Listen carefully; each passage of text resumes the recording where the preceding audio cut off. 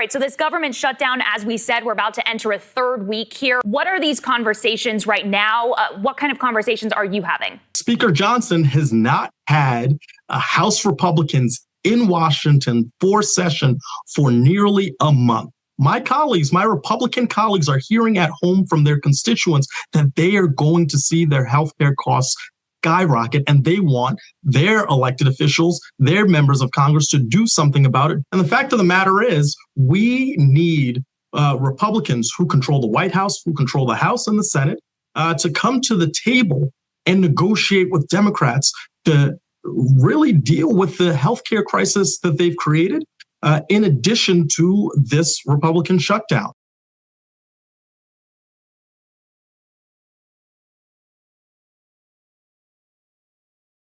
Just want to show everybody here. This is apparently what he said in a call with another man on October 7th. If things go the way they should, Syria will take part. Lebanon will take part. It's going to be a third world war. It will be a war of attritions. That will be perfect. It's interesting because the speculation was that Yahya Sinwar believed that this would bring everybody together to attack Israel at the same time. So that's interesting. What do we know about him, his whereabouts in the United States, and how did he get back here again?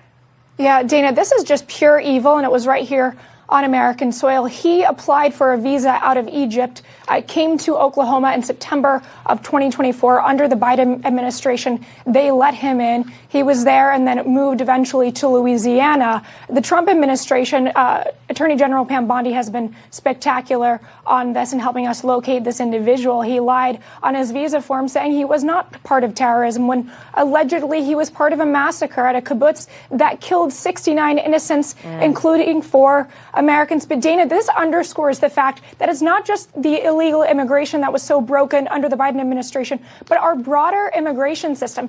Such poor vetting. They were letting in known terrorists like this individual to come into America and live freely in our land after killing and being involved in the massacre of tens of people.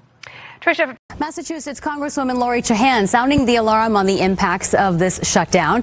She focused on one of the major issues preventing Senate Democrats and Republicans from passing a spending proposal, health care. Representative Trahan says President Trump is fine with waiting, but she isn't. She's urging her colleagues to take charge to prevent millions of Americans from being put in a very difficult situation. We're the wealthiest nation in the world. It's unacceptable that hardworking Americans are being asked to choose between paying for health care or putting a roof over their heads or food on the table. Benefits from the Affordable Care Act expire December 31st. The Health and Human Services Department estimates over 44 million people are enrolled. We're at war with these drug cartels. These are terrorists that have killed hundreds of thousands of Americans. I think the president is doing something right here. I think that these terrorists, these drug cartels have been funding the Maduro regime. The oppression that you're seeing in that country, the human rights violations, it is egregious. And we need to start paying more attention to our neighbors, to our neighboring countries, to the south, instead of looking east all the time and west all the time. I think that's the other reason why he is working to advance the relationship with Argentina, just like he is with El Salvador, with Paraguay, with like-minded countries, that we need to be more strategic and involved in Central and South America, because communist China is there, Russia is there, our adversaries are there, and they're spreading Marxism all across the region. As a member, I think that Republicans have deliberately placed the things that we care most about, health care, food share, at the center of this debate, because they are determined.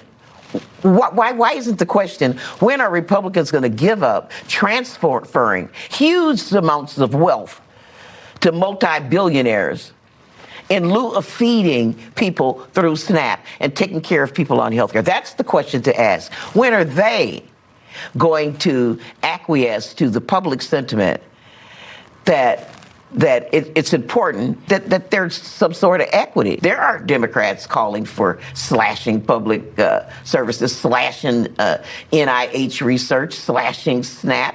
This is not something that Democrats are calling for. So I think that if Republicans want to use the shutdown as an excuse to bring the chainsaw and continuing to do it, it will become crystal clear to Americans who's doing this. We've all seen the video footage of the missile strikes on suspected drug trafficking boats in international waters that we're being told, bringing fentanyl and a bunch of other stuff into the U.S. and being declared narco-terrorist and just hitting them with military strikes. This past week, the president suggested, or at least hinted, that land strikes against targets in Venezuela could be on the table as well. Now, to be clear, he's not said that's going to happen, but we're talking about the possibility of launching missiles into another sovereign nation, one that's, I fully believe, is doing really bad stuff and turning a blind eye, if not actively encouraging, some of that drug trade in the U.S. But at some point, do we get into a constitutional and an ethical issue we've got to really tread lightly in? Well, yeah, I think there's no question that Venezuela is a narco-terrorist state.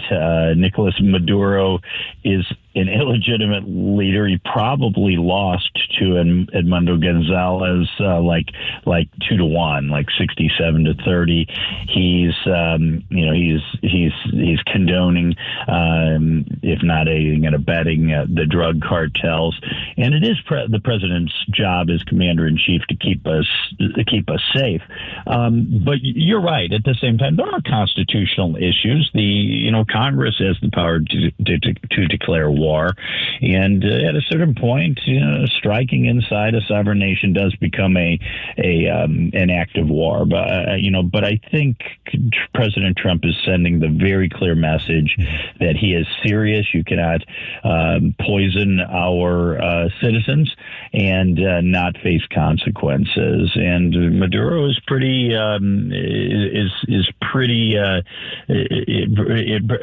unaccountable and really not a responsible leader. So President Trump is showing that we mean business.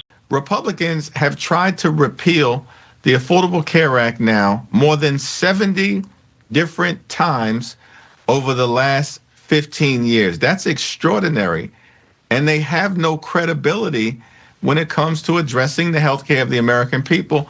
Yet and still, we want to sit down with my Republican colleagues when they return to work to negotiate a bipartisan path forward toward reopening the government, enacting an enlightened spending agreement, and addressing the health care crisis that Republicans have created. Virginia Congressman Riley Moore joins us now.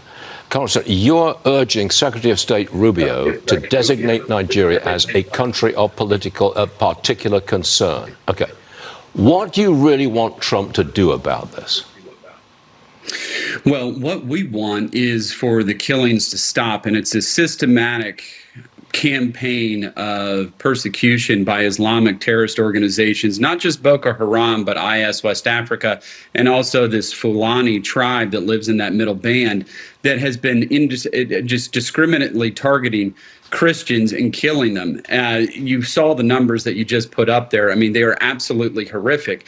Making this a country of particular concern will limit and restrict their security assistance programs with the United States. So we have been training and equipping the Nigerians in the hope that they were going to stop Boko Haram and eliminate them from Nigeria. Well, that's not happening. And I think there is a question of there is collusion in between the current Islamic government in Nigeria and these terrorist organizations that are killing Christians en masse. So what we want is for President Trump to put that designation back into place. Well, what I don't understand is why there's not more publicity in the United States for what's going on in Nigeria when you're killing thousands of Christians because they are Christians and they're being killed by Islamic terrorists. I think that's major news here, and I can't understand why it's not.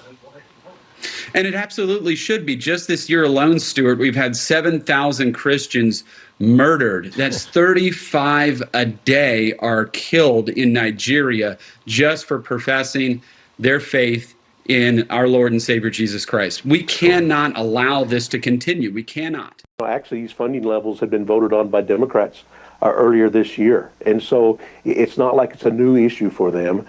Unfortunately, what we've seen since then is the Democrats would rather shut down the government because they want to make outrageous and unreasonable demands for additional spending. And we've seen time and time again over the last 10 days that they're willing to hold the country hostage.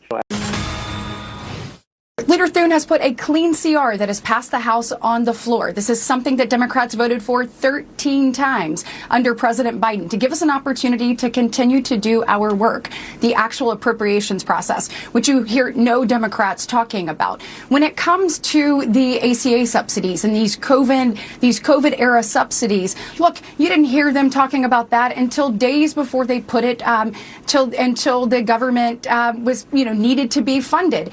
The vast majority of the costs that the American people are going to see, 80% of the raise in prices that they will see in Obamacare has to do with a fundamentally flawed program. You even saw the Washington Post say the Affordable Care Act was never affordable. You have people who have reached out to our office who have maybe 2 homes in different places, and they are getting these subsidies. The fact that Democrats are going to the mat so millionaires can get additional money from the government is absolutely mind-boggling. This program is wrought with fraud. It has no income cap. 2 homes? That was Republican Senator Katie Britt detailing how Joe Biden and Democrats let millions get Obamacare during the pandemic by getting rid of the income caps for eligibility. Republicans now want to return Obamacare spending to pre-COVID levels to stop the waste. What's up, guys? It's Dave Min. I'm here in Orange County, back home, and just met with representatives, including a doctor from a federally qualified health center, AKA Community Health Clinic, and they serve the underserved here in Orange County. They're based in Huntington Beach, and we're hearing about just the horrible impacts of the proposed Medicaid cuts. These Medicaid cuts don't take effect till 2027.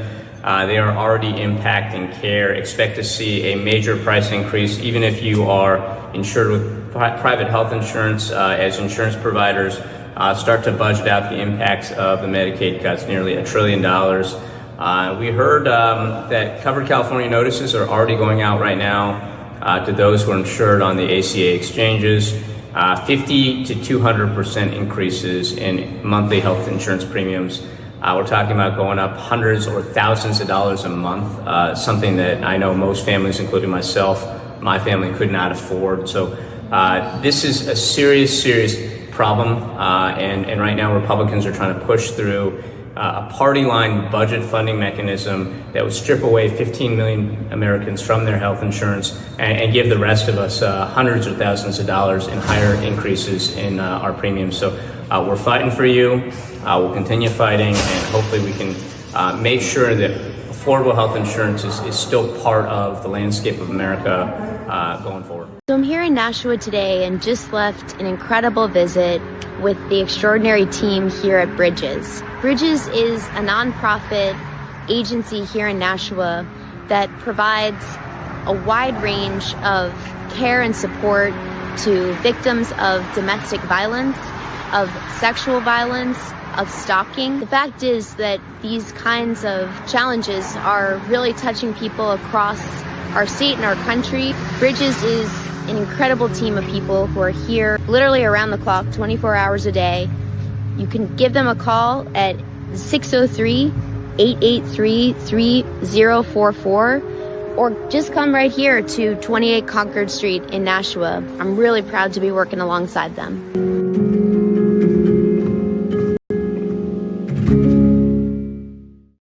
Federal law prohibits the expenditure of taxpayer dollars on providing health care to undocumented immigrants. Nowhere have Democrats suggested that we're interested in changing federal law. Aren't Democrats demanding health care for illegal aliens? That's right. Democrats are demanding health care for everybody. I did universal health care when I was mayor, fully implemented, regardless of pre-existing condition, ability to pay, and regardless of your immigration status. San Francisco is the only universal health care plan for all undocumented residents in America. I'm very proud of that. Current federal law is clear. Taxpayer dollars cannot be spent on Medicaid or Medicare or the Affordable Care Act related to undocumented immigrants. And not a single Democrat has raised the issue of trying to reverse that federal law. Raise your hand if your government plan would provide coverage for undocumented immigrants.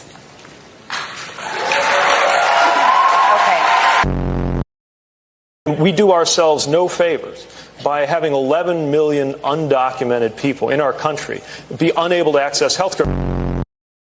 Federal law clearly prohibits the expenditure of taxpayer dollars to provide health care to undocumented immigrants, period, full stop. And no Democrat on Capitol Hill is trying to change that law.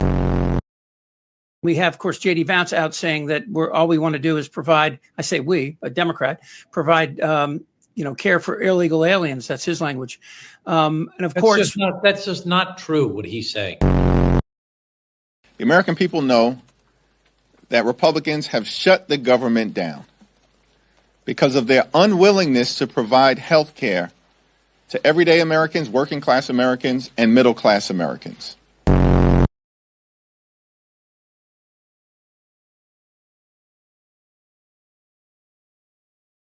Hi, it's Congresswoman Lucy McBath from Georgia's 6th District. It's Breast Cancer Awareness Month, a crucial time to ensure we're up to date on the routine care that can save lives. This is especially important for women of color, and it's deeply personal to me as a 2-time survivor. While breast cancer incidence rates among women are similar, mortality rates are markedly different for women of color, with Black women having a roughly 40% higher death rate from breast cancer. And among women under 50, the disparity is even greater. This month, please be mindful of the steps you can take to look out for your health. Any woman of any color should have their risk assessed by the time they turn 25 to see if earlier imaging surveillance is needed, particularly if you have a history of cancer in your family. Twice, I received the news that I had breast cancer, and twice, I was blessed to have a strong network of care and support, and I proudly call myself a survivor. Let's look out for each other and keep working toward a world without breast cancer. Be well, and thank you. Texas Congressman Tony Gonzales sits on the House Appropriations Committee, and he's joining us now. Good to see you, Congressman. Thanks so much for coming on. We do appreciate that and appreciate the time. Mad Mike, you see Speaker Johnson there. Is it rightfully so that there is anger in this moment? It is rightfully so, and I'm worried if this goes on a few more weeks, we might see some curse words out of our speaker here. But he's exactly right. You know, Republicans, we've done our work in the House. We passed the bill. It's actually bipartisan. We had one Democrat sign on board, to keep the government open, and it's the Democrats, whether they're mayoral candidates in New York or whether they're sitting members of Congress, that are playing politics with this. But real people are getting impacted. Here in San Antonio, I had coffee this morning with some constituents that have been furloughed, and thankfully President Trump is ensuring that our troops are getting paid, and now DHS and Border Patrol agents are getting paid. But Congress needs to do its job, and that starts with the Democrats. Stop playing politics, and let's get to the policy. Yeah, right. Payments to brave men and women who are serving in that capacity, you'd think that they should be able to make that happen. We have to be able to tell, the kid in Kentucky or the kid in California, yeah, you're poor. Yeah, life sucks. But if you do this, you're going to be fine. I remember one of the things that I remember just being very angry as a young man. And it wasn't because of the situation that I was in. My anger was the idea that I'm going to work so hard and I may not succeed. And I just don't think I want to have any other young man or woman have that feeling. If they want to have an open debate about healthcare later on, I'm happy to do it, because there's a lot of things that we can do to provide choice and actually return decision making back to patients and the people purchasing their health insurance, and return to somewhat of a free market, because right now the healthcare industry, particularly under Obamacare, is not a free market whatsoever. It's a disaster. But right now, we're talking about appropriations. And as many lawmakers know, both on the state and the federal level, it is, in some cases, for example, when I was a state legislator, it's not allowed. It's not even allowed to have policy discussions in the appropriations bills. They would be thrown out by rule. And so the Democrats know this, but it doesn't stop them from trying to use it as a talking point. Virginia is going to be the beginning of the end of Donald Trump. I'm here because I love my country, and you are here because you love your country. I have 3 words to say to Mike Johnson and all the Republicans who are golfing right now. Do your job. Do your job. Do your job. Do your job. Do your job. Do your job. You see, because if they were doing their job and serving the American people, they wouldn't be taking away Medicaid from millions of Americans. And if they were doing their job and they cared about every American, they wouldn't be taking away food assistance from kids. If they were doing their jobs, they wouldn't be sticking it to our veterans and federal workers and contractors. They want to say this is a Hate America rally. Raise your hand if you're a federal worker, a veteran, former federal worker, contractor. Look at us. We served our country. We love our country. Never let them tell you you hate your country. We love our country. This is what democracy really looks like. We deserve better, and that's why we are here. Our country deserves better. We are better than this. Aloha, everyone. So I just came from Malama Ikeola Health Center, talking with their team members, thanking them for being on the front lines, caring for some of Maui's most vulnerable individuals from Keiki to Kupuna. They're a federally qualified health system. Over 50% of their income comes from Medicaid. And so when we talk about the big, ugly law and how it will impact everyday people across the country and right here in Hawaii, it's going to be health centers like this that have a harder time keeping their doors open and delivering life-saving services that people need. I mean, they literally take a van and meet people where they're at. These are true heroes. So thank them when you see them. But that is why we are fighting right now, because we have a choice. We can reopen government and we can save life-saving health care, whether it's canceling the $1 trillion in cuts to Medicaid or whether it's extending the Affordable Care Act, premium enhanced tax credits. We're doing this to save lives, American lives, and centers like this, heroes like this at Malama Ikeola Health Center, they're doing that every single day. So a big mahalo to them. This is why we fight. Let's reopen government. Let's save health care for our people. Mahalo, everyone.